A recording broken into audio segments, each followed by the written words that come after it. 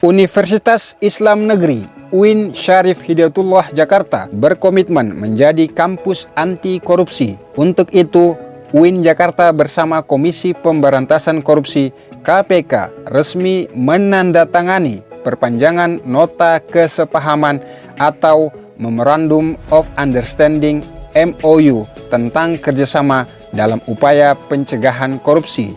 Penandatanganan MOU ini dilakukan oleh Rektor UIN Jakarta, Profesor Asep Saifuddin Jahar, dan Ketua Sementara KPK Nawawi Pomolango pada Selasa pagi 14 Mei 2024 di Gedung Auditorium Utama Harun Nasution, Kampus 1 UIN Jakarta. Penandatanganan MOU turut dirangkaikan dengan kuliah umum oleh Nawawi Pomolango di hadapan Sivitas Akademika UIN Jakarta. Penyelenggaraan kegiatan ini didukung pula oleh Aiskar Indonesia berdasarkan dokumen MOU yang diperoleh tim Teras Sabira Luhu. Ruang lingkup MOU mencakup 5 aspek, yakni pendidikan anti korupsi, kajian dan riset, sosialisasi dan kampanye anti korupsi, narasumber dan ahli, dan kegiatan lain yang disepakati kedua belah pihak. MOU berlaku secara efektif terhitung sejak tanggal MOU diteken oleh kedua belah pihak untuk 5 tahun ke depan atau kurun tahun 2024 hingga tahun 2029. MOU ini bertujuan untuk meningkatkan hubungan kelembagaan antara UIN Jakarta dan KPK dalam upaya kerjasama pencegahan korupsi sesuai dengan kewenangan dan kapasitas masing-masing.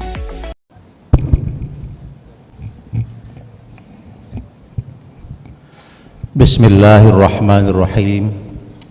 Assalamualaikum warahmatullahi wabarakatuh. Alhamdulillah rabbil alamin, wa bihi nasta'in ala umuri dunya waddin. Wassalatu wassalamu ala ashrafil anbiya'i wal mursalin Sayyidina Muhammadin wa ala alihi wa ashabihi ajma'in. Amma ba'du. Yang terhormat Ketua Sementara KPK Bapak Nawawi Pomolango dan jajaran, yang saya hormati para wakil rektor, para dekan, para wakil dekan, para biro, para segenap tendik UIN Syarif Hidayatullah Jakarta, serta adik-adik mahasiswa yang saya cintai. Puji syukur kehadirat ilahi Rabbi, pada pagi hari ini kita di sini dalam rangka penandatanganan kembali atau perpanjangan MOU dengan KPK, yang ini adalah penting untuk terus memperkuat pendidikan anti korupsi dan juga literasi terkait dengan transparansi dan good governance. Salawat dan salam kita sampaikan kepada junjungan Nabi besar kita Muhammad sallallahu alaihi wasallam.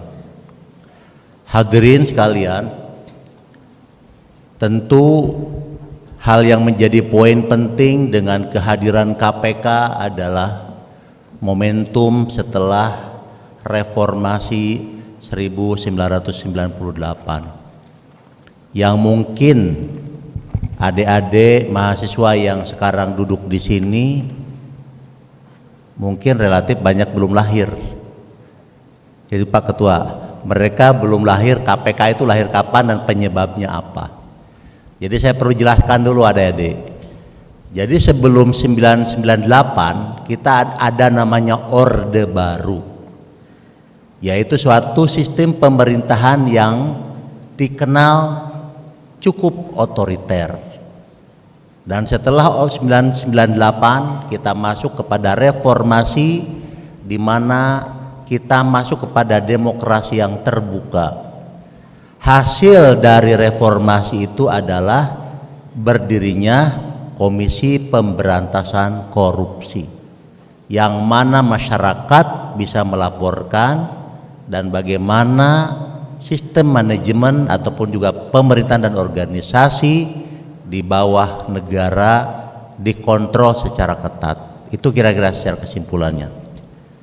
KPK atau kehadiran KPK juga ada kontribusi dari Civitas Akademika IAIN saat itu, ya. Sekarang UIN. Tentu banyak para alumni kita, para rektor pendahulu yang berkontribusi dalam memperkuat KPK. Salah satunya misalnya Prof. Azumardi Azra almarhum, Profesor Komarudin Hidayat yang berkali-kali menjadi panitia seleksi Komisi Pemberantasan Korupsi itu. Ini artinya kehadiran UIN di dalam KPK bukan hal yang baru. Demikian juga beberapa hal yang terkait dengan para alumninya yang juga memperkuat bagaimana transparansi ataupun juga penguatan sistem yang ada di IAIN atau UIN dan juga di berbagai departemen. Yaitu pada tahun 2016 di masa kepemimpinan Prof. Dede Rosada selaku rektor pada tahun 2015-2019, kita juga telah menandatangani MOU kerjasama dengan KPK yaitu pada tanggal 15 Juni 2016, dan artinya kerjasama ini sudah berlangsung dan kita perlu perbarui atau perpanjang. Kenapa demikian? Karena memang ini adalah menjadi bagian penting. Karena yang dimaksud dengan korupsi yaitu lingkupnya luas, terkait juga dalam konteks kejujuran akademik, ya, seperti plagiarisme dan lain sebagainya adalah bagian yang harus kita jaga. Seperti adik-adik sekarang ada chat GPT dan lain sebagainya, itu bagian yang harus untuk penambah pengetahuan, iya. Tetapi jangan sampai hanya mengambil atau mengcopy paste kemudian diklaim itu adalah menjadi bagian diri sendiri. Itu adalah plagiarisme atau bagian dari juga korupsi. Dan hal yang lebih penting lagi juga banyak Civitas Akademika dan alumni UIN Syarif Hidayatullah Jakarta berkontribusi di dalam penguatan anti korupsi di berbagai tempat. Misalnya buku-buku yang juga dihasilkan oleh Karya Sabir Laluhu misalnya juga digunakan dalam konteks bagaimana pembelajaran anti korupsi. Demikian juga di Fakultas FISIP, Fakultas Ilmu Sosial dan Ilmu Politik, di sana juga diajarkan dengan sosiologi korupsi. Dengan demikian maka kita ke depan perlu memperkuat dan literasi terkait dengan anti korupsi ini. Kenapa? Karena tentu hal-hal yang menjadi atau merugikan dari korupsi adalah telah banyak terjadinya jalan-jalan yang bolong, kemunduran di desa-desa, kemunduran pembangunan, pendidikan dan sebagainya disebabkan karena kebocoran di dalam penggunaan anggaran, atau dengan kata lain ada markup dalam konteks pembiayaan yang tidak sesuai dengan aturan. Tetapi dengan hadirnya KPK banyak perubahan-perubahan yang telah dihasilkan, seperti sistem belanja sudah lebih bagus lagi, yaitu dengan menggunakan katalog, dengan controlling, dengan sistem pengawasan vendor dan lain sebagainya. Ini menunjukkan banyak hasil yang sudah dilahirkan oleh KPK, terutama sudah ratusan triliun yang sudah diselamatkan oleh KPK terkait dengan bagaimana keuangan negara bisa diselamatkan. Untuk itu kehadiran KPK dan tim dan juga semuanya kita ke depan perlu diperkuat kembali, dan UIN penting untuk melanjutkan atau memperpanjang kerjasama ini. Terima kasih kepada Pak Ketua dan tim jajaran KPK. Semoga niat kita untuk memperkuat anti korupsi menjadi bagian penting di dalam mendorong pembangunan Indonesia, khususnya di lingkungan pendidikan. Demikian yang dapat saya sampaikan. Semoga kerjasama ini, perpanjangan kerjasama ini akan memperkuat ke depan untuk lembaga UIN, KPK, pemerintahan, dan kemajuan Indonesia. Demikian, terima kasih. Mohon maaf apabila ada hal yang kurang berkenan. Wallahul muwaffiq ila aqwamit thoriq. Billahi taufiq wal hidayah. Wassalamualaikum warahmatullahi wabarakatuh. Agenda berikutnya yaitu penandatanganan MOU antara UIN Syarif Hidayatullah Jakarta dengan Komisi Pemberantasan Korupsi Republik Indonesia. Kami mengundang Ketua KPK Republik Indonesia, Bapak Nawawi Pomolango SH.MH.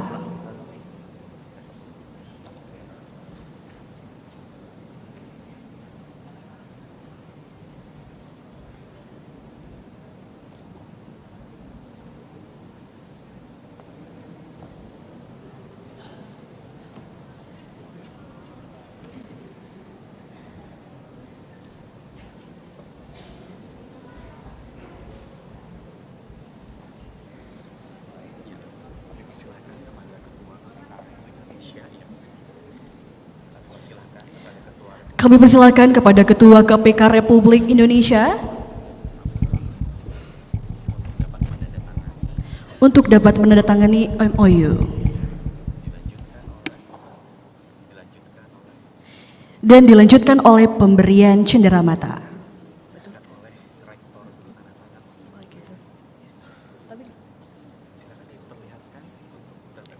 Silakan diperlihatkan MOU-nya.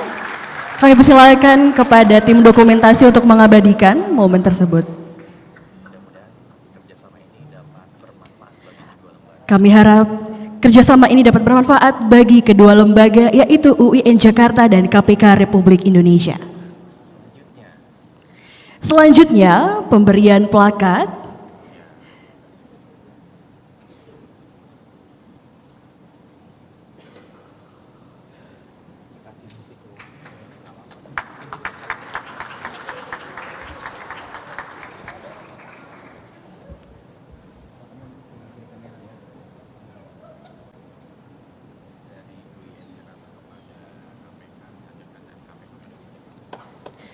Pemberian plakat dari KPK RI ke UIN Jakarta dan dari UIN Jakarta ke KPK Republik Indonesia. Kami persilakan untuk dapat berfoto bersama terlebih dahulu. Tim dokumentasi silakan.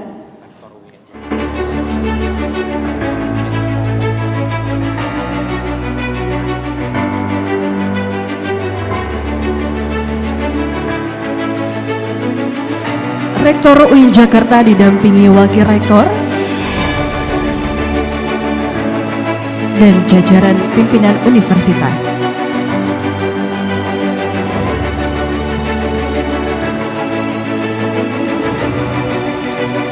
Kita telah saksikan bersama penandatanganan MOU antara Komisi Pemberantasan Korupsi Republik Indonesia dengan UIN Jakarta. Silahkan pimpinan UIN Jakarta untuk dapat foto bersama terlebih dahulu.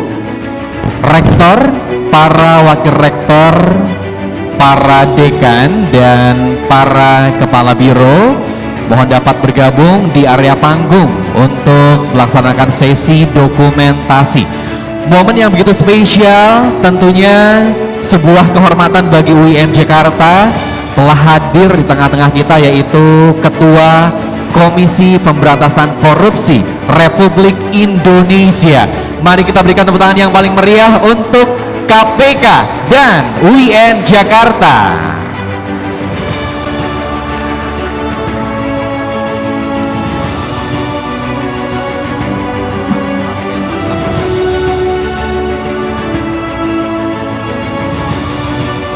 Kami mohon untuk tetap berada di tempat kepada Ketua KPK Republik Indonesia, Rektor dan jajaran pimpinan universitas. Kami persilakan duduk kembali.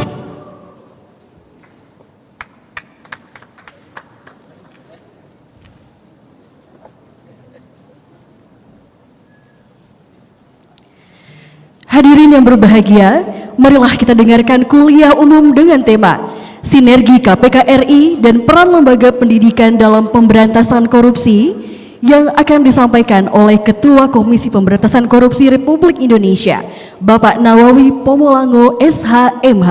Kami persilakan.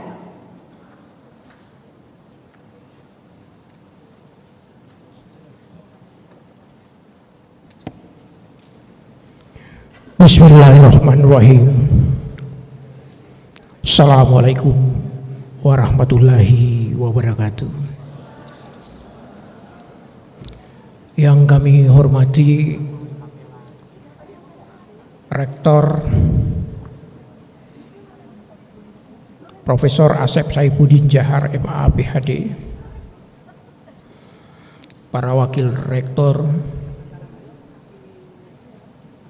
para dekan, wakil dekan, para kepala biro, Direktur Sekolah Pascasarjana Profesor Zulkifli MA PhD,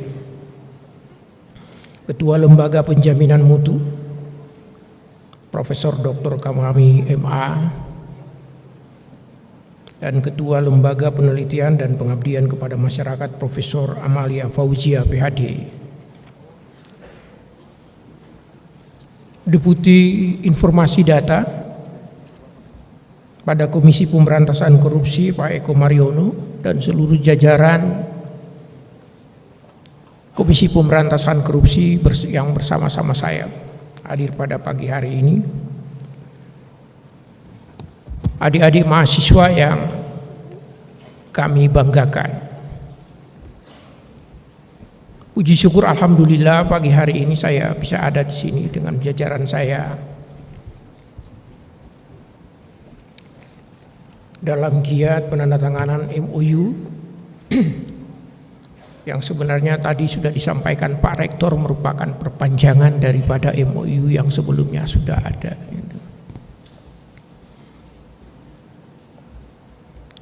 MOU ini tidak lepas daripada memang menjadi bagian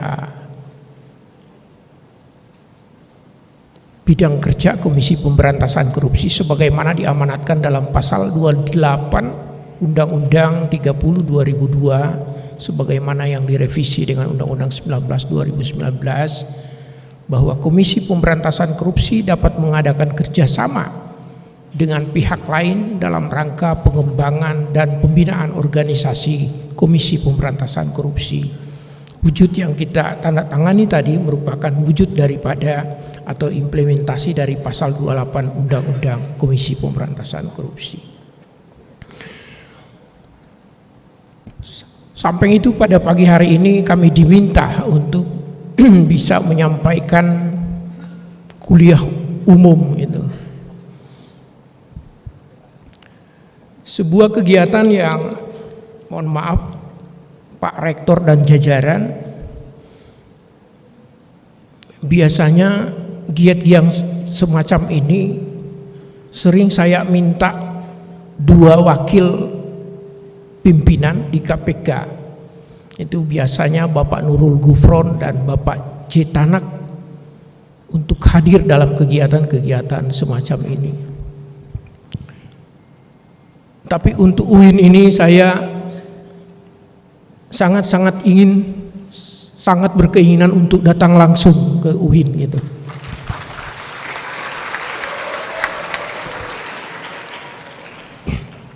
Nama besar UIN yang sebelumnya dulu kita kenal dengan IAIN gitu, mendorong saya untuk ini kesempatan barangkali saya bisa ada di gedung yang bisa dikatakan cukup megah ini Pak Rektor dan jajaran itu. Ada materi yang telah disiapkan oleh teman-teman dari Kedeputian Dikpermas yang mungkin slide-nya bisa ditampilkan di depan, tetapi saya mohon maaf kalau kemudian ada materi-materi yang barangkali sedikit saya rubah-rubah sedikit dengan versi saya itu, jika diperkenankan seperti itu. Bicara mengenai Komisi Pemberantasan Korupsi tadi, Pak Rektor sebenarnya sudah mengawali mengenai lembaga ini. Sedikit berbeda dengan lembaga-lembaga negara lainnya yang diatur di dalam aturan ketatanegaraan, khususnya dalam Undang-Undang Dasar 1945 yang mengatur sejumlah lembaga-lembaga negara. Komisi Pemberantasan Korupsi justru lahir daripada yang tadi disebut oleh Pak Rektor dengan tuntutan reformasi. Ada yang menyebut anak kandung reformasi.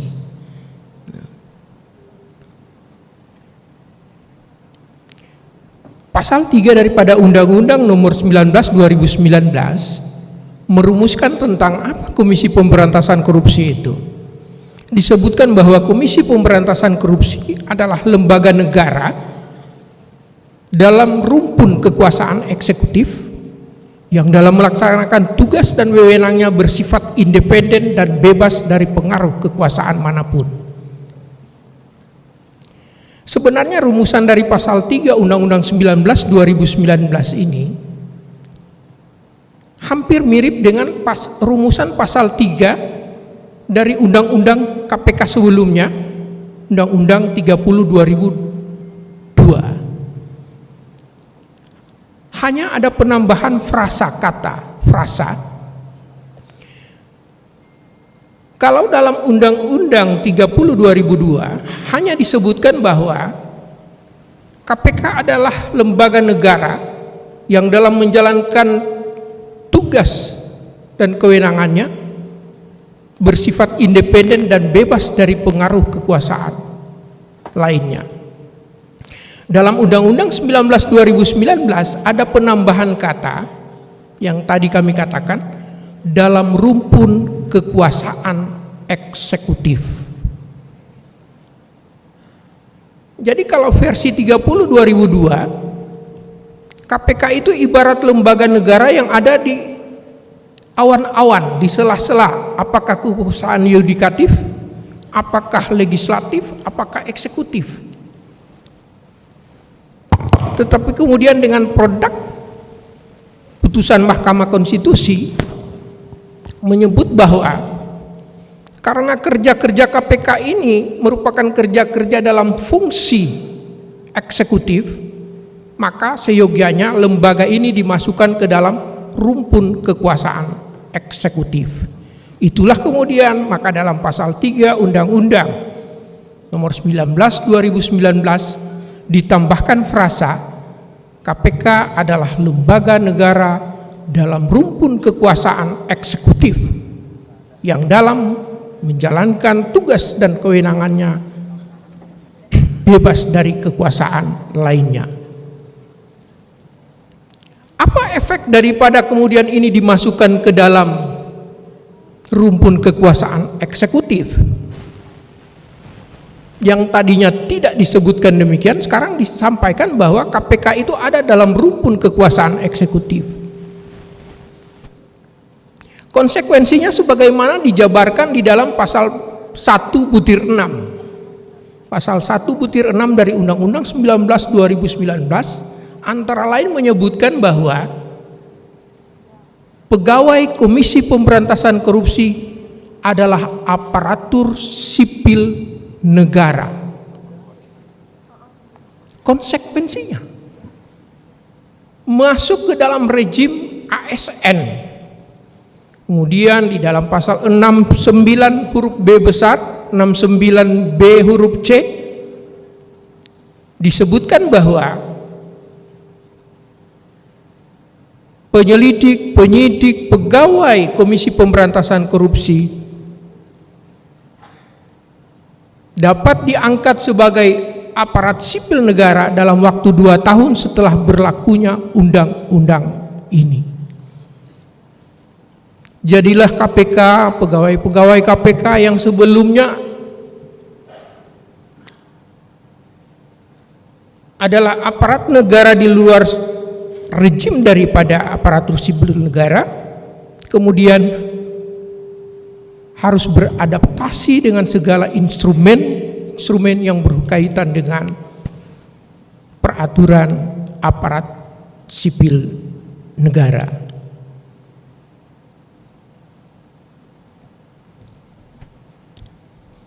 Apa saja yang menjadi tadi pada awalnya saya sudah menyampaikan sebagaimana disampaikan oleh Pak Rektor tadi bahwa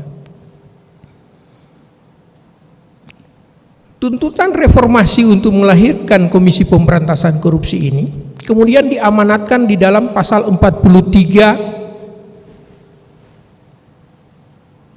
Undang-Undang 31 tahun 99 tentang pemberantasan tindak pidana korupsi.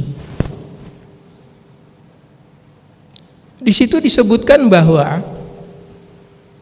paling lambat 2 tahun setelah berlakunya undang-undang ini, maksudnya Undang-Undang 3199 tentang pemberantasan tindak pidana korupsi, paling lambat 2 tahun setelah berlakunya undang-undang ini dibentuk Komisi Pemberantasan Korupsi.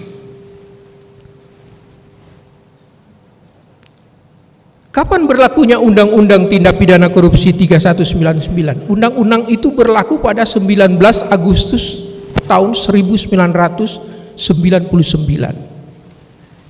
Perintah pasal 43 tadi paling lambat 2 tahun setelah berlakunya undang-undang ini. Jadi kalau kita menghitung menurut pasal 43 ini, paling lambat tanggal 19 Agustus 2001 kita harus sudah memiliki Komisi Pemberantasan Korupsi. Senyatanya apa?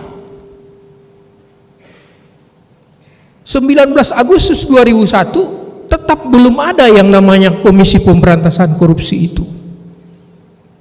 KPK ini nanti dilahirkan pada 27 Desember tahun 2002 dengan terbentuknya Undang-Undang 30 2002. Apa artinya itu?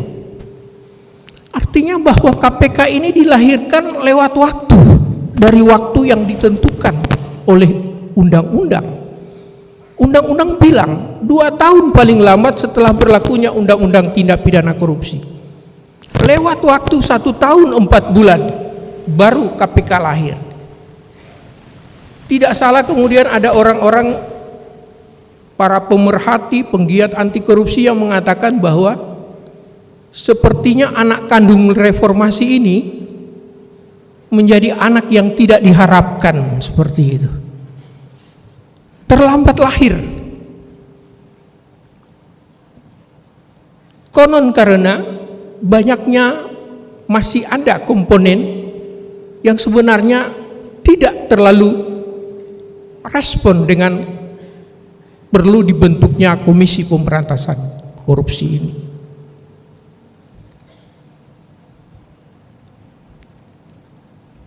Apa saja yang menjadi tugas daripada Komisi Pemberantasan Korupsi ini?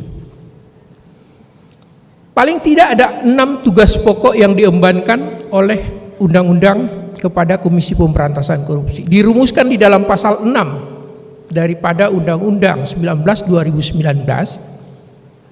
Yang pertama adalah tugas melakukan tindakan-tindakan pencegahan kemungkinan lahirnya tindak pidana korupsi. Jadi melakukan tindakan-tindakan untuk mencegah tindak pidana korupsi. Ini juga tugas yang pertama ini agak berbeda dengan kalau kita lihat dalam Undang-Undang 30 2002. Pasal 6 Undang-Undang 30 2002 menempatkan tugas pencegahan ini bukan pada urutan yang pertama, ditaruh di urutan yang keempat. Jadi tugas pencegahan dalam undang-undang sebelumnya itu ditaruh di urutan yang keempat. Sedikit berbeda dengan yang kemudian diatur dalam Undang-Undang 19 2019. Dipindahkan menjadi tugas yang pertama KPK. Banyak pihak kemudian mengartikan ini bahwa ada keinginan KPK yang dari era sebelumnya kelihatan kerjanya lebih banyak nangkap-nangkap untuk lebih memberi perhatian pada tugas cegah seperti itu. Menempatkan tugas pencegahan di urutan pertama daripada 6 tugas KPK. Tugas kedua daripada KPK adalah koordinasi dengan instansi yang melaksanakan pemberantasan korupsi dan instansi yang melaksanakan pelayanan publik. Apa yang kita lakukan pada hari ini dengan Pak Rektor dan jajaran, kita menandatangani MOU.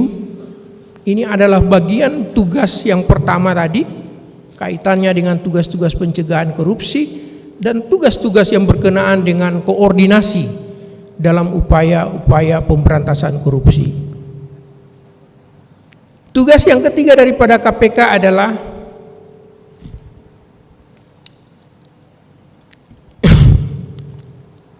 monitoring terhadap sistem penyelenggaraan negara.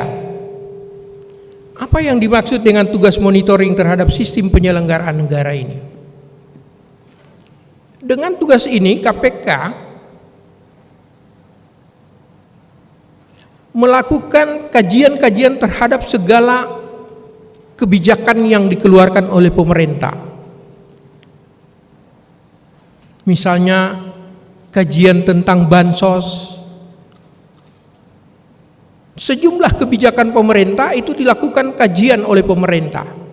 Apakah kebijakan itu sudah sesuai atau perlu penyempurnaan dan lain sebagainya?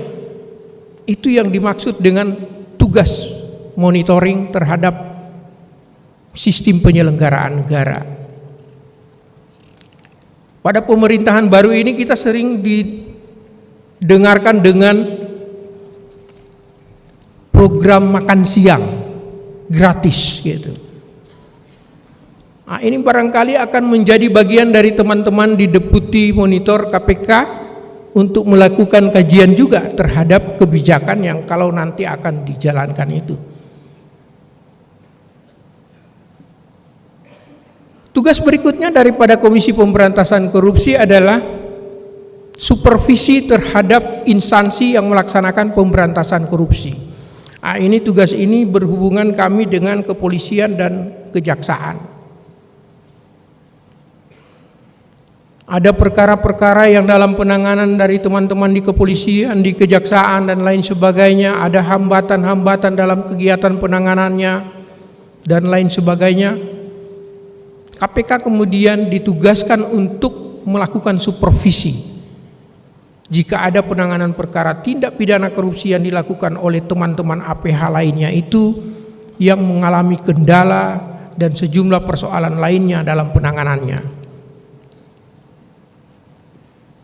Lanjut, tugas kelima dari KPK ini yang sering kita sebut dengan tugas penindakan, penyelidikan, penyidikan dan penuntutan terhadap tindak pidana korupsi.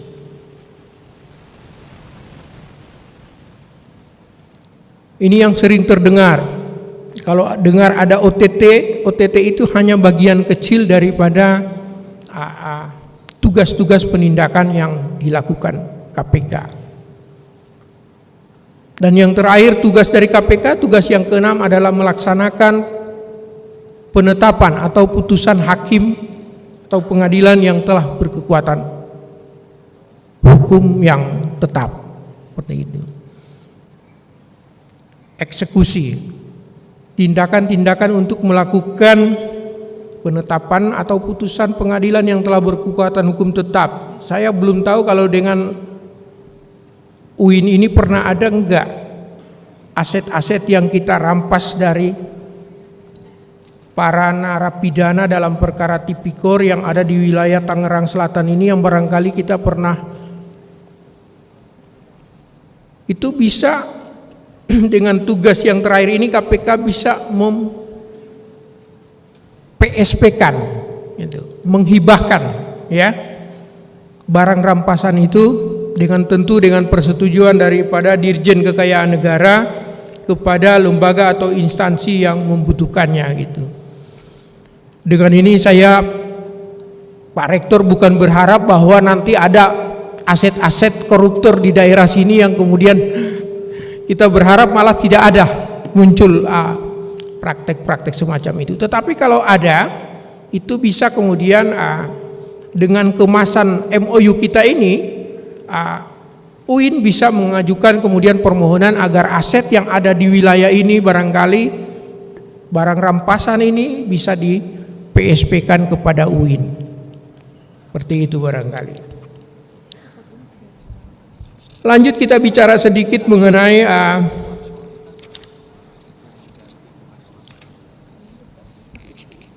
sekilas korupsi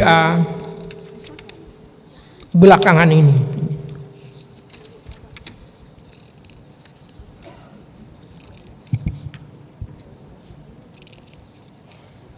Resiko korupsi di perguruan tinggi.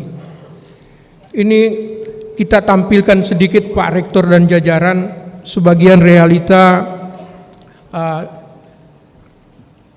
tindak pidana korupsi ini di lingkup wilayah pendidikan.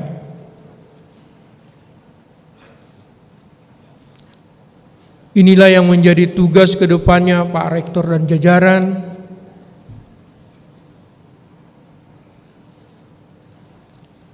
Coba ditampilkan sebagian realita integritas pendidikan.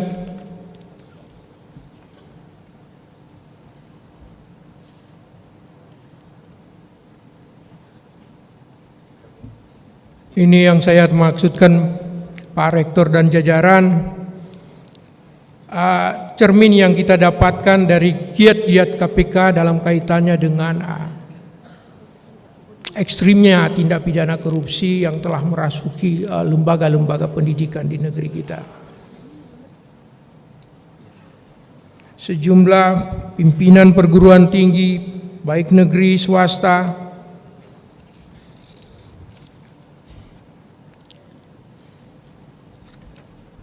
menjadi tugas daripada kita semua.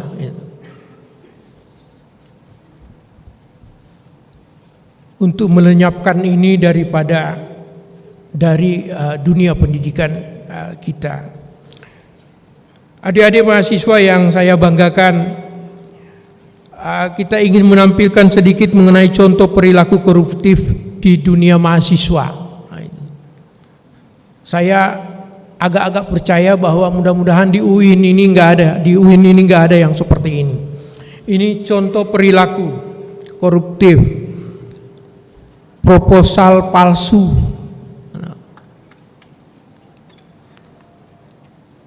gratifikasi suap gitu. Ini di zamannya kita mahasiswa dulu ini Pak Rektor barangkali. Kebetulan saya alumni dari sebuah universitas di Kota Manado. Satu perguruan tinggi negeri juga, Universitas Samratulangi Manado. Tetapi ini zaman dahulu kala barangkali itu. Itu kalau mau pas ujiannya itu gitu, ada aja yang kita bawain itu sama dosen kita yang biar gimana bisa lulus gitu. Kadang-kadang sampai bawa pot bunga itu. Tapi bunganya harus mekar gitu, antarin seperti itu.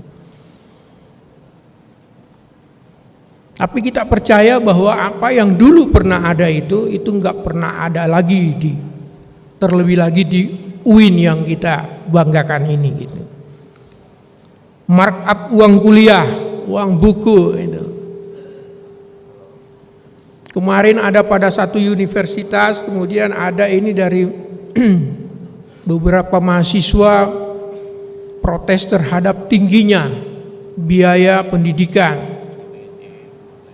Bahkan sampai dengan pemimpinnya mau melaporkan gitu.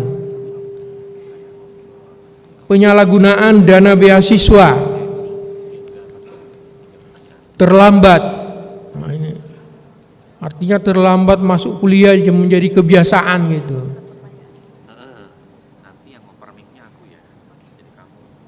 Titip absen, bolos. Ini baru embrionya gitu. Embrionya ke depan, titip absen gitu. Menyontek, plagiat.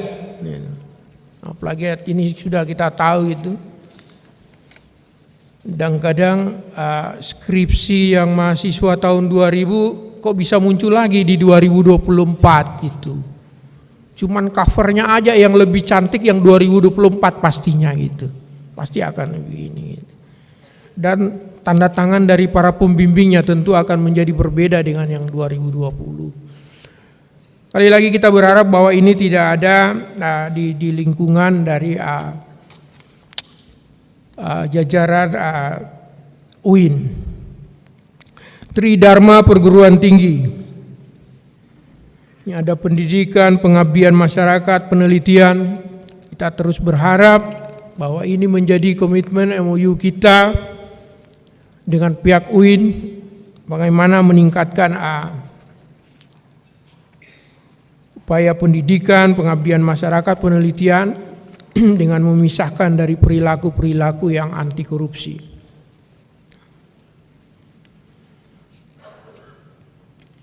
Pendidikan anti korupsi pada kurikulum pendidikan tinggi.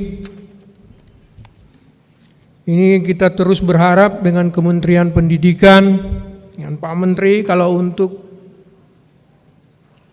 tingkat SLTA ke bawah kita sudah punya pekerjaan bersama dengan Kementerian Dalam Negeri yang kebetulan menjadi pemangku bagi pendidikan di bawah SLTA.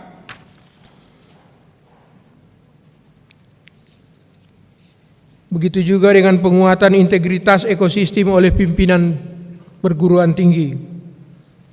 Ada 8 perangkat anti korupsi program Good University Governance. Yang pertama, pengelolaan konflik kepentingan. Berikut ada pengendalian gratifikasi dan suap, SOP pada area penguatan integritas, regulasi yang mencantumkan reward and punishment, optimalisasi teknologi informasi untuk digitalisasi otomasi sistem, keterbukaan informasi dan forum komunikasi, integrasi nilai integritas ke dalam kode etik dan perilaku pimpinan, akademisi dan tenaga kependidikan, serta pengawasan internal dan whistleblower system. Begitu juga dengan penguatan integritas ekosistem oleh mahasiswa. Yang terakhir barangkali ini terus kami coba perkenalkan nilai-nilai anti korupsi yang kita ini dalam 9 nilai yang konon agar lebih mudah membacanya ini kita singkat dengan Jumat bersepeda kakak gitu. Kita berharap bahwa nilai-nilai anti korupsi ini bisa terus tertanam, khususnya pada diri adik mahasiswa, mulai dari jujur, mandiri, tanggung jawab, berani, sederhana, peduli, disiplin, adil, dan kerja keras. Ini terus tertanam betul-betul dalam diri tiap-tiap dari adik-adik sekalian. Bapak Rektor yang kami hormati dan jajaran serta adik-adik mahasiswa Sivitas Akademika UIN yang kami banggakan. Dalam beberapa waktu terakhir ini sorotan terhadap lembaga Komisi Pemberantasan Korupsi bisa dilihat di medsos di mana saja begitu ramai gitu. Cibiran-cibiran terhadap kerja-kerja Komisi Pemberantasan Korupsi begitu luar biasa. Dan itu memang sepantasnya dilakukan masyarakat terhadap lembaga ini. Bagaimana yang kami sampaikan tadi bahwa lembaga ini adalah lembaga yang dilahirkan daripada tuntutan reformasi. Meskipun kemudian dianggap sebagai anak yang tidak diharapkan gitu. Kemarin saya membaca satu pernyataan dari seorang guru besar, surveyor juga, Pak Burhanuddin Muhtadi menyebutkan KPK ini ibarat anak yang tidak diharapkan gitu. Jadi perlu dukungan publik. Jadi teruslah melihat KPK ini sebagai anak kandung dari reformasi, menjadi tanggung jawab publik juga untuk menjaga lembaga ini.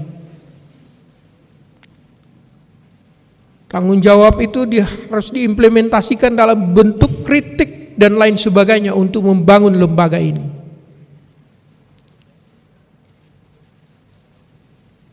Kami sampaikan tadi bahwa lembaga ini yang harusnya dilahirkan pada harusnya 19 Agustus 2001, terlewat sampai 1 tahun 4 bulan baru kemudian bisa dilahirkan. Konon karena ada penolakan dari sejumlah pihak untuk lahirnya lembaga ini. Sekarang lembaga ini telah ada.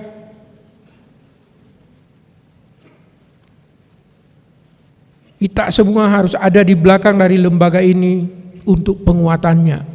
Menumbuhkan kembali kepercayaan publik terhadap lembaga ini merupakan satu keniscayaan yang kita harap masih bisa terus dilakukan gitu.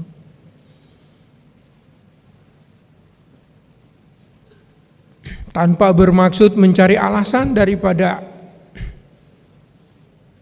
terpuruknya kepercayaan publik terhadap lembaga ini, kami katakan bahwa KPK dan jajaran masih terus bekerja. Seluruh organ-organ KPK masih terus bekerja dalam kaitannya dengan tugas-tugas pemberantasan korupsi yang diamanatkan kepada lembaga ini. Dalam waktu dekat akan terbentuk panitia seleksi pemilihan pimpinan Komisi Pemberantasan Korupsi. Kita berharap jika tadi Pak Rektor menyebutkan bahwa Prof. Azra dan kawan-kawan telah menjadi bagian daripada upaya untuk melahirkan dan membesarkan lembaga ini, tentu kita berharap siapa tahu nantinya tidak hanya berhenti menjadi pansel, tetapi ke depannya ada juga alumni-alumni daripada UIN yang kemudian menjadi pengganti kami sebagai pimpinan pada Komisi Pemberantasan Korupsi.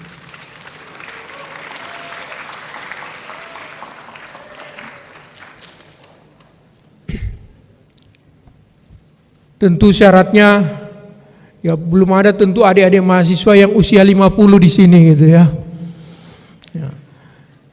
Tapi para dosennya yang telah memenuhi syarat formil semacam itu dengan semangat pemberantasan korupsi, cobalah membuka diri untuk menjadi bagian daripada pimpinan Komisi Pemberantasan Korupsi. Kita berharap ada pemikiran-pemikiran seperti yang dilahirkan oleh sosok Sabir Laluhu. Ada Mas Sabir enggak di sini gitu? Coba kita beri aplaus sedikit untuk sosok Mas Sabir ini. Ini saya agak sulit menyebut beliau ini profesinya sekarang itu apa gitu. Apa wartawan, apa YouTuber atau apa, tapi yang paling pas dilekatkan kepada beliau ini, beliau adalah salah satu profil penggiat anti korupsi di negeri ini. Sekali lagi kita beri aplaus untuk Mas Sabir Lalu. Saya berharap UIN dapat melahirkan sosok-sosok yang penuh integritas semacam ini, yang penuh kepedulian terhadap upaya-upaya pencegahan pemberantasan korupsi di negeri ini. Lebih kurangnya mohon maaf. Billahi taufiq wal hidayah. Assalamualaikum warahmatullahi wabarakatuh. Saya izin minum ya. Kita berikan tepuk tangan sekali lagi untuk pemberian materi dari Bapak Nawawi Pemongolo SHMH mengenai sinergi KPK RI dan peran lembaga pendidikan dalam pemberantasan korupsi. Materi yang sangat menarik sebagai sivitas akademika UIN Syarif Hidayatullah Jakarta, kita dapat belajar untuk meningkatkan integrasi di ranah perguruan tinggi. Untuk itu, saya membuka sesi tanya jawab. Ada satu sesi untuk 3 orang penanya. Kami persilakan kepada peserta yang ingin memberikan pertanyaan kepada Ketua KPK RI, Bapak Nawawi Pemongolo SHMH. Kami persilakan kepada yang di belakang satu orang memakai baju hitam untuk ke depan. Yang menunjuk tangan di belakang, silakan untuk berdiri dan ke depan. Ya, silakan.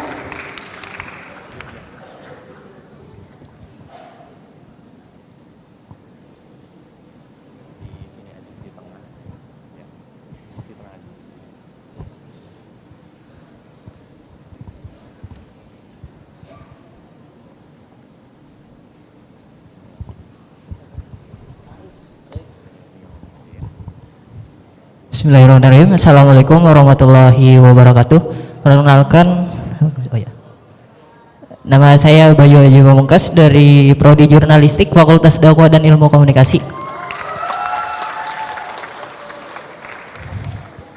Sebelumnya tadi udah mendengar bersama gitu ya paparannya tentang bagaimana proses pembentukan dari KPK itu sendiri hadir sebagai lembaga yang independen ya pada saat awalnya gitu ya, bagaimana memberantas korupsi dari akar-akarnya gitu ya. Tapi yang menjadi permasalahan adalah saat ini sudah disebutkan juga bahwa KPK hadir sebagai bagian dari lembaga eksekutif gitu ya. Bagaimana bisa tadi disebutkan kalau kita harus menjadi salah satu yang menjaga bagaimana pendidikan anti korupsi, sedangkan saat ini lembaga KPK sendiri bentuknya sudah tidak independen lagi.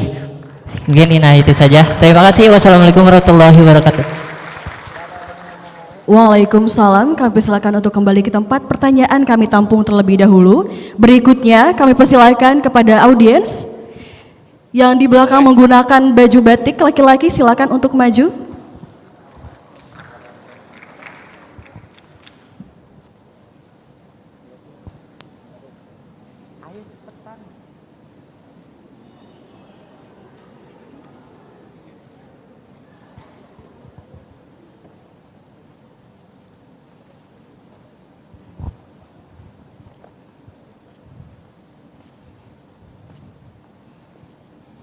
Oke, bismillahirrahmanirrahim. Assalamualaikum warahmatullahi wabarakatuh.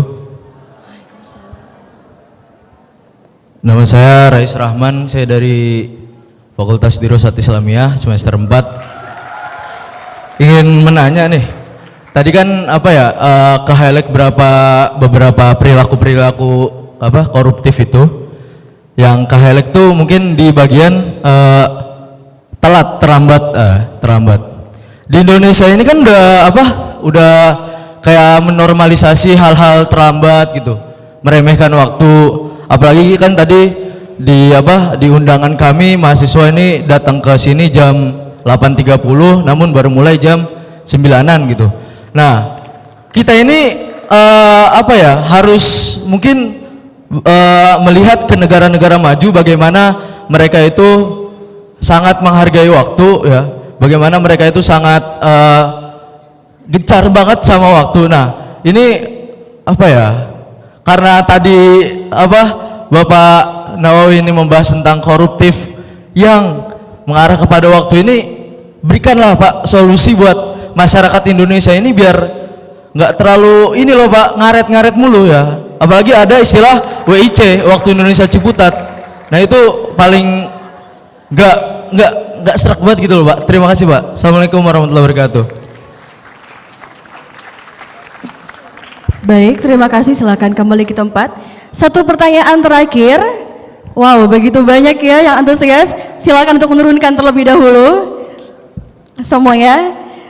Satu pertanyaan terakhir, 3, 2, 1. Silakan yang perempuan untuk menyampaikan pertanyaannya, berbaju merah. Assalamualaikum warahmatullahi wabarakatuh. Perkenalkan, nama saya Eva dari Fakultas Ekonomi dan Bisnis. Tadi saya udah dengerin materinya bagus banget Pak, dari visi misi juga program dari KPK yang mau memberantas korupsi gitu. Jadi di sini saya dari jurusan akuntansi juga belajar tentang audit mengenai apa-apa aja gitu dari profesi kita yang memiliki kode etik. Nah, dari kode etik ini sendiri sebenarnya bukan cuma kata-kata yang disusun sebagai pajangan ya Pak, tapi kode etik itu harus kita taati gitu di semua profesi kita. Terutama KPK sendiri instansi besar yang mau memberantas korupsi. Tapi gimana nih Pak, ternyata KPK itu tantangannya bukan cuma memberantas korupsi di luar, tapi ternyata ada juga ancaman dari dalam, dari internal KPK-nya itu sendiri. Khususnya kemarin pemberhentian Bapak Firly Bahuri sebagai Ketua KPK RI gitu ya Pak. Bagaimana Bapak bisa mencegah pelanggaran kode etik, bentrok kepentingan dan sebagainya gitu Pak, yang ternyata kalau misalnya kita terlalu fokus ke luar gitu ya untuk memberantas korupsi, ternyata dari KPK-nya sendiri bisa tuh mendapat suap, terus kemudian bertemu dengan klien di luar dari kepentingan kerja dan sebagainya. Gimana Bapak bisa lebih concern terhadap hal itu gitu Pak? Terima kasih.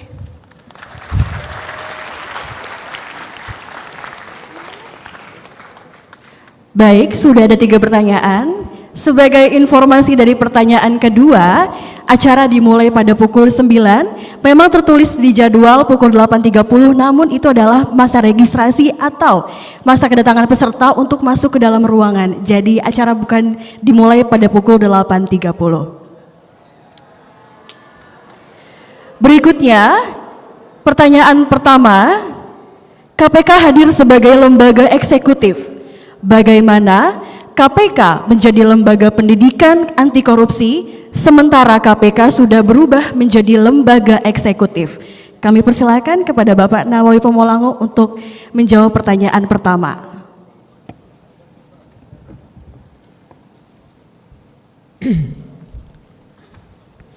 Ini yang pertama soal independensi. Apakah dengan menjadikan KPK masuk dalam rumpun kekuasaan eksekutif dan menjadikan insan KPK, para pegawai KPK menjadi ASN, lembaga ini menjadi tidak independen gitu.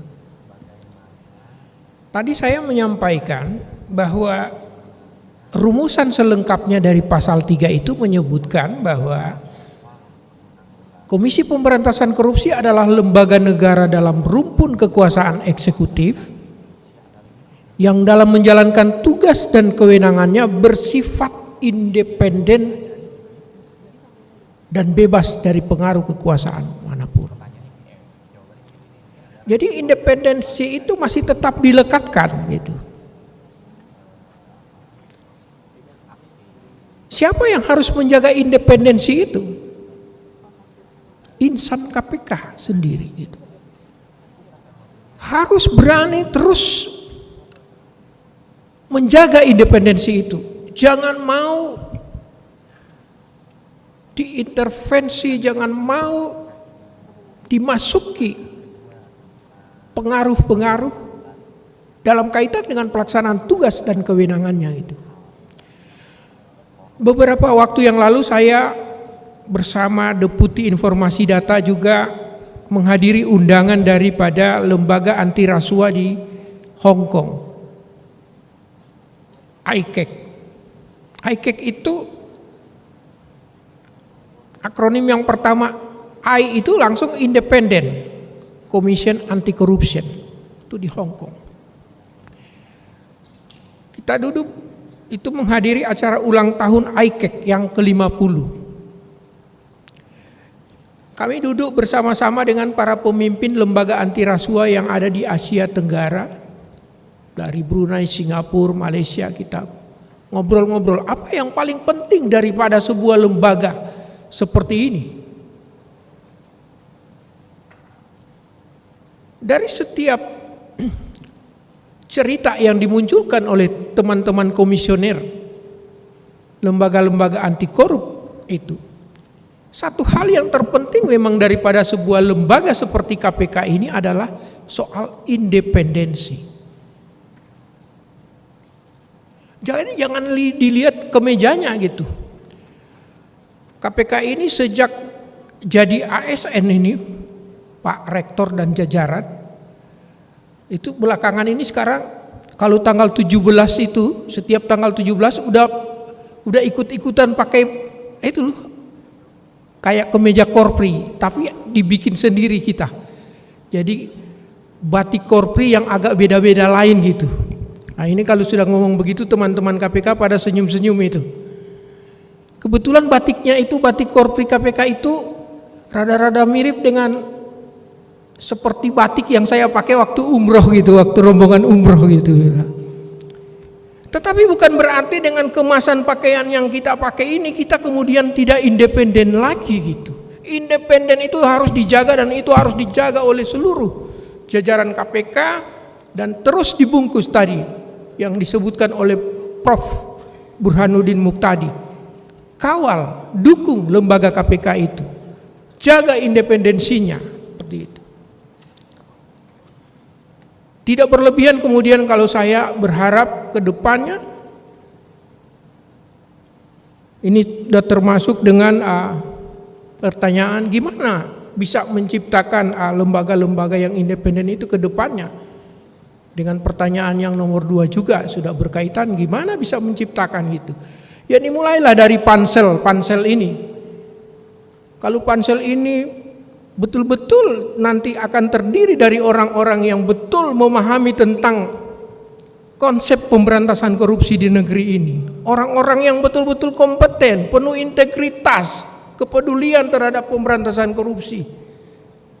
Insya Allah kemudian bisa dilahirkan pimpinan-pimpinan Komisi Pemberantasan Korupsi yang tidak lagi tadi disampaikan ada yang melanggar kode etik dan lain sebagainya. Kita berharap banyak nanti kepada panitia seleksi yang bakal terbentuk. Kita berharap nanti ada, siapa tahu Pak Rektor dan atau para wakil rektor di sini ada yang kemudian menjadi anggota pansel pembentukan pendaftaran pimpinan KPK ini, nantinya ada di situ. Titipkan orang yang berani, termasuk berani di dalam mempertahankan independensi yang dilekatkan pada lembaga ini oleh undang-undang itu. Dalam masa kepemimpinan kami rasanya tidak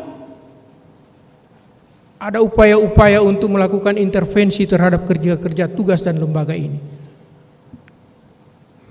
Dan itu akan kembali bergantung kepada kita. Lanjut pada soal yang nomor 2, soal tadi. Ada juga di kantor-kantor itu begitu gitu, terlambat gitu. Tapi tadi sudah dijelaskan oleh kepanitiaan kenapa agak molor dan lain sebagainya gitu. Ada pegawai-pegawai itu saking pintarnya kalau ditanya, itu kok sudah datang terlambat, pulangnya cepat juga gitu. Sudah datang kantor terlambat, pulangnya malah cepat gitu. Jawabannya itu kadang ngeles gitu. Ya malulah katanya Pak, masa sudah datang terlambat, pulangnya terlambat pula gitu. Jadi kayak mau balance gitu. Datang terlambat, balance dengan pulang cepat gitu. Tetapi itu, tadi kami menyebutkan tentang bukan mengenai perilaku anti korup, tetapi embrio untuk melahirkan perilaku yang korup ya seperti itu. Belajarlah untuk memang jangan terlambat, belajarlah untuk tidak menjiplak, tidak menyontek dan lain sebagainya. Dari 9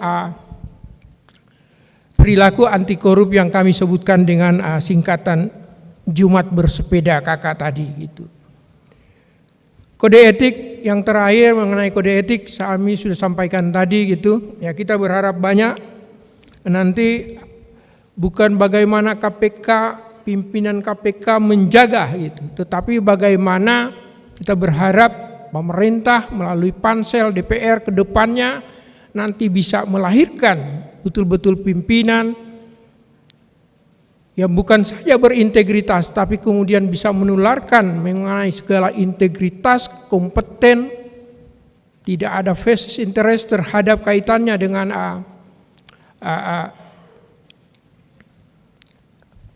ada orang-orang tertentu yang harus dimasukkan dan lain sebagainya. Kita berharap banyak kepada pansel yang nanti akan dibentuk oleh pemerintah dalam waktu dekat ini untuk pemilihan pimpinan KPK ke depannya gitu. Mohon maaf jika kemudian berita-berita mengenai soal pelanggaran kode etik pimpinan KPK, seluruh insan KPK telah kemudian melahirkan kegaduhan di tengah masyarakat gitu. Kali lagi mohon maaf untuk itu semua itu. Demikian barangkali yang bisa kami sampaikan. Kami kembalikan kepada pembawa acara. Terima kasih. Baik, terima kasih kepada Bapak Nawawi Pamolango atas jawabannya. Berikan tepuk tangan sekali lagi untuk acara hari ini. Kami ucapkan terima kasih kepada Bapak Nawawi Pamolango SHMH yang telah berkenan memberikan kuliah umum kepada mahasiswa UIN Jakarta. Demikian laporan tim Teras Sabir Laluhu dari Kampus 1 UIN Syarif Hidayatullah Jakarta. Share, like, dan komen video ini. Ingat juga, subscribe dan like kanal YouTube Teras Sabir Laluhu serta nyalakan loncengnya untuk mendapatkan berita-berita selanjutnya.